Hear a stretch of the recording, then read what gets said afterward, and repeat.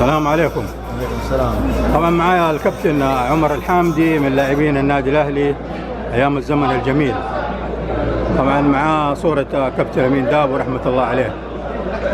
عمر بسألك، اليوم جروب عشاق الملكي عامل افطار صائم للاهلاويين، طبعا من اعضاء الجروب ومن لاعبين ومن اداريين في النادي الاهلي. فماذا تقول عن هذه المناسبة؟ أول شيء بسم الله الرحمن الرحيم. كل عام وأنتم بخير.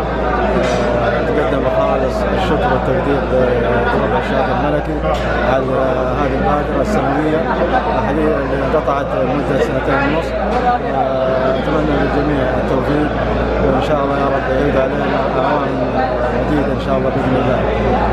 طبعا بهذه المناسبة تمام أدعو الله سبحانه وتعالى أن يتغمد جديد الكابتن امين داب وجميع المسلمين.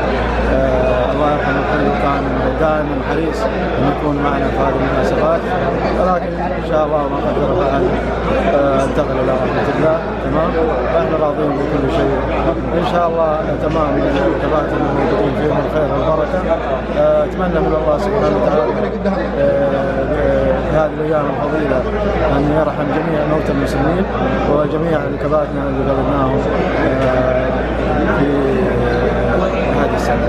طيب عمر، آخر سؤالي لك، ماذا تتمنى للنادي الأهلي؟ والله حقيقة أنا قبل ما أكون لاعب أنا حقيقة من كبار مشجعين النادي الأهلي، أتمنى له كل خير إن شاء الله، يمر بظروف أحسن وأفضل. صح أن هذه السنة مرينا بظروف صعبة جدا مرت على جميع الأهلاويين سواء إداريين أو لعيبة أو جمهور، لكن بإذن الله تعالى الأهلي قادر بجمهوره ورجاله تمام إنه نتجاوز هذه المرحلة ونحقق ما هو طموح كل مشجع أهلاوي إن شاء الله. بإذن الله. شكرا لك.